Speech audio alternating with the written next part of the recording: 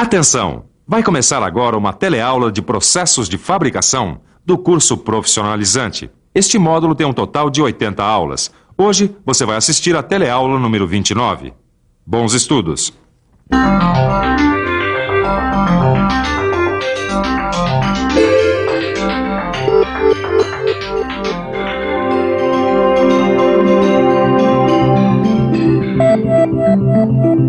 Nas teleaulas anteriores, você conheceu diversos processos de fabricação que têm grande aplicação no mundo da mecânica.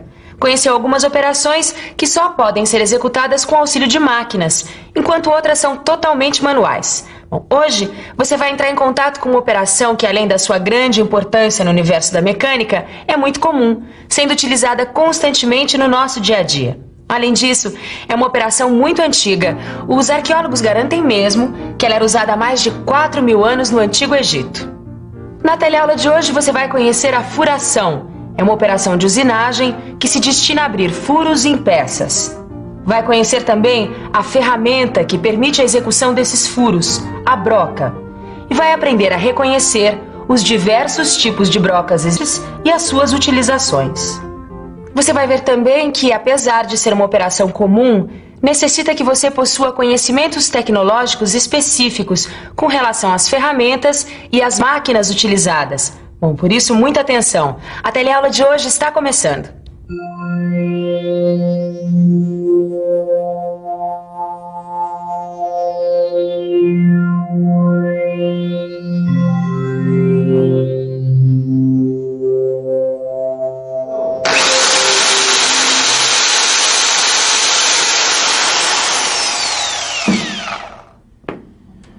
Pois é, desde que o mundo é mundo, o homem tem necessidade de furar, de perfurar algum material, seja para fixar ou para cortar. E quando eu estou dizendo desde que o mundo é mundo, eu não estou exagerando, nem um pouquinho.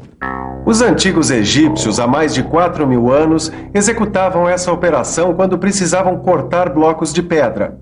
Eles abriam furos paralelos muito próximos uns dos outros com uma furadeira manual chamada de furadeira de arco. Por incrível que pareça, cá estou eu, 4.000 anos depois, fazendo furos na parede, numa operação muito semelhante. Bom, você pode alegar que eu estou usando equipamentos sofisticados, o que você tem toda a razão. Mas se você parar para pensar um pouco, vai ver que a operação é essencialmente a mesma. Ela consiste em abrir furos cilíndricos pela ação de uma ferramenta que gira sobre o seu eixo e penetra em uma superfície por meio de sua ponta cortante. Em outras palavras, eu e meu velho amigo egípcio fizemos uma furação. E no mundo da mecânica, a furação é uma operação de usinagem que tem por objetivo abrir furos em peças.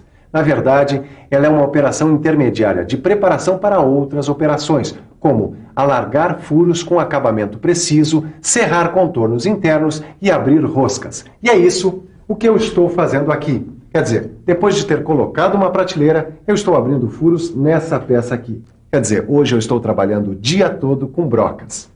Broca. A ferramenta que faz o trabalho de furação tem o nome de broca. Ela é a responsável pelo furo. Na execução do furo, a broca recebe um movimento de rotação, que produz o corte, e um movimento de avanço, responsável pela penetração da ferramenta. E na maioria das operações de furar que você vai encontrar na indústria mecânica, as brocas utilizadas são do mesmo tipo que você viu na furadeira do Ananias, ou mesmo parecidas com aquela que o dentista utiliza para cuidar dos seus dentes. Essa broca se chama broca helicoidal. A broca helicoidal é uma ferramenta de corte com uma forma cilíndrica que corta com as suas duas arestas cortantes, como se fosse um sistema de duas ferramentas, o que permite formar simultaneamente dois cavacos. Ela pode ser fabricada com aço rápido, aço carbono ou aço carbono com ponta de metal duro. A broca de aço rápido também pode ser revestida com nitreto de titânio, o que vai aumentar a sua vida útil porque diminui o esforço de corte, o calor gerado e o desgaste da ferramenta. Com isso, há uma melhora considerável no acabamento do furo, o que reflete no aumento da produtividade, uma vez que permite o trabalho com velocidades de corte maiores. A broca pode ser dividida em 3 partes. A haste, que é a parte que vai ser fixada a uma máquina. Dependendo do seu diâmetro ou do modo de fixação, a haste pode ser cilíndrica ou cônica. O corpo é a parte que serve de guia e corresponde ao comprimento útil da ferramenta. Tem geralmente 2 canais em forma de hélice espiralada. E a ponta é a extremidade cortante que recebe a afiação e onde se forma um ângulo que varia de acordo com o material a ser furado. Isso eu não entendi bem. Qual é a relação entre o ângulo de ponta e o material a ser furado? Ô Tito, o que é que caracteriza uma broca? As suas dimensões, o material que ela foi fabricada e, bom, esse ângulo de ponta que você me falou. Exatamente, mas uma broca tem 3 tipos de ângulos que você deve considerar. Tem o ângulo de hélice, que é indicado pela letra grega gama. Esse ângulo vai auxiliar no desprendimento do cavaco e no controle do acabamento do furo, assim como na sua profundidade. Para um material mais duro, o ângulo deve ser mais fechado. E para um material mais macio, o ângulo deve ser mais aberto. Repare que ele é formado pelo eixo da broca e a linha de inclinação da hélice. Depois você tem o ângulo de incidência ou folga, representado pela letra grega alfa. Sua função é reduzir o atrito entre a broca e a peça, o que vai facilitar a penetração da broca no material. Sua medida varia entre 6 e 15 graus. E do mesmo modo, ele deve ser determinado de acordo com o material a ser furado, ou seja, quanto mais duro o material, menor o ângulo de incidência. E finalmente o ângulo de ponta, que é representado pela letra grega sigma, e que corresponde ao ângulo formado pelas arestas cortantes da broca. Também é determinado pela dureza do material a ser furado. E mais uma coisa. É muito importante que as arestas cortantes tenham o mesmo comprimento e formem ângulos iguais em relação ao eixo da broca. Bom, Silva, pelo que eu entendi, os ângulos da broca estão relacionados ao tipo de material a ser furado. E os tipos de broca também são escolhidos assim, não é mesmo? Bom, por exemplo, se eu precisar furar uma peça de ferro fundido duro como essa aqui, que tipo de broca eu vou escolher? Tito, da mesma forma que em relação aos ângulos, você vai escolher o tipo de broca de acordo com o material com o qual você for trabalhar. Dá uma olhada aqui nessa tabela. Ela vai ajudar você a escolher o tipo de broca que necessita. Olha aqui nessa coluna aplicação. Aqui estão relacionados os materiais que você pode precisar furar. E aqui está o que você me pediu: ferro fundido duro. Veja, você vai precisar de um ângulo de ponta de 118 graus e um ângulo de hélice do tipo H, que é especial para materiais duros, que produzem cavaco curto e descontínuo. Agora eu acho que eu entendi melhor, Silva. Se eu quiser trabalhar com material de dureza normal, eu devo escolher um ângulo de hélice do tipo N. Agora, se eu quiser trabalhar com material macio, do tipo que produz, assim, cavacos longos, eu devo usar o tipo W, é o mais indicado. Exato. No seu livro de estudos você vai encontrar uma tabela igual a essa. É muito importante que você conheça bem as características de cada tipo de broca. Bom dia, Ananias! E aí, Caio? Tudo bom? Você podia me dar uma força aqui? Qual é o problema? Eu tô com um problema. Eu tô fazendo uma usinagem nessa chapa de metal que é bem fininha e tô encontrando alguns problemas com a furação. Tá, mas que tipo de dificuldade, de problema você está encontrando? Bom, pra começar, eu não consigo fazer os furos exatamente redondos. E no final da furação eu encontro essas rebarbas aqui, olha. Eu sei. Mas isso é comum acontecer em chapas finas assim. Você acha que eu devo usar algum tipo de broca especial? Não, calma. Olha, quando uma broca comum não consegue ter um rendimento satisfatório, você não precisa sair correndo atrás de uma broca especial, não. Você pode fazer modificações na broca do tipo N, por exemplo, e conseguir bons resultados. Não entendi agora. Como assim modificações? Bom, você pode modificar o ângulo da broca, quer dizer, deixar ele mais obtuso, bem mais obtuso. E aí você vai conseguir os mesmos resultados. Olha só, essa eu não sabia, né? Vivendo e aprendendo. Mas agora, eu queria mesmo ficar um pouco mais por dentro desses diversos tipos de brocas especiais. Porque até hoje, eu só trabalhei com brocas helicoidais. Além das brocas helicoidais, existem outros tipos de brocas para usinagens especiais. E eu acho que você também devia ficar por dentro desses outros tipos.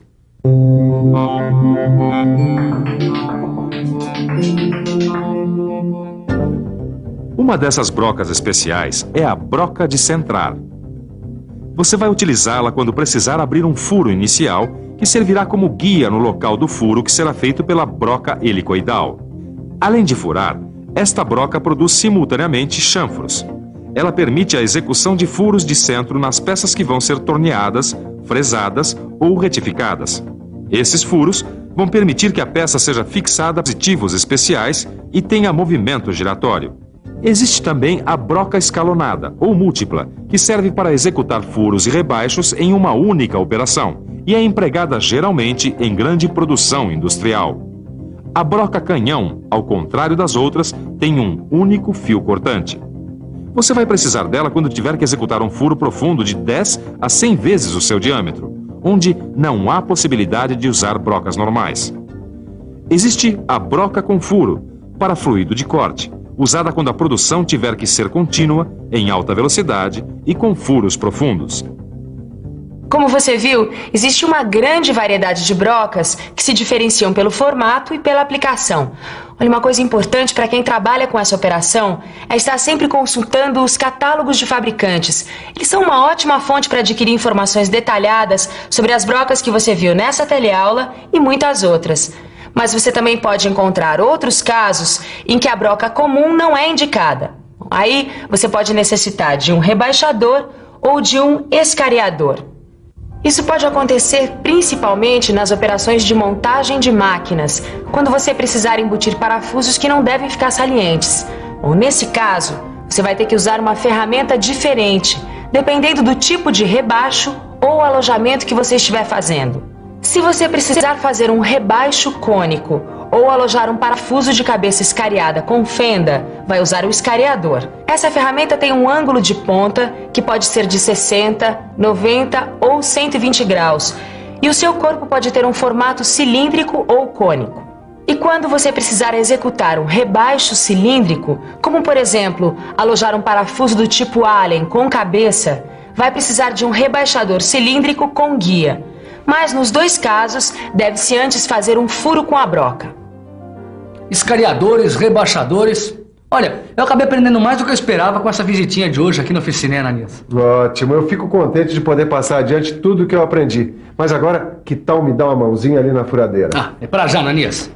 Enquanto isso, que tal se você ficar com a revisão?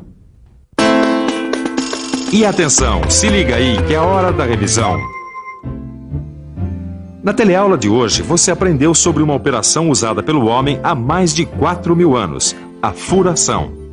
Viu que esta é uma operação de usinagem destinada a abrir furos em peças e que esses furos são feitos através de uma ferramenta conhecida como broca. Aprendeu que a maioria das operações de furar existentes na indústria mecânica utilizam um tipo de broca conhecido como broca helicoidal. Viu as partes principais das brocas e quais os seus principais ângulos. Conheceu os vários tipos de brocas e como escolher a broca certa para furar um material específico. Constatou que, em muitos casos, é preciso utilizar brocas especiais que se diferenciam pelo formato e pela aplicação. Finalmente, aprendeu que, em algumas operações, como nas montagens de máquinas, a furação com broca comum não é indicada, sendo preciso utilizar outras ferramentas como os escariadores ou os rebaixadores. Silva, eu acho que eu fiquei bem por dentro desse assunto de brocas hoje, viu? Mas lembre-se, Tito, de que todas essas ferramentas dependem de uma máquina para que a operação seja realizada. Que máquinas são essas e como elas realizam essas operações? Esse é o assunto da nossa próxima teleaula. Até lá. E não se esqueça do seu livro de estudos para completar as informações que você recebeu hoje na teleaula. Até a próxima.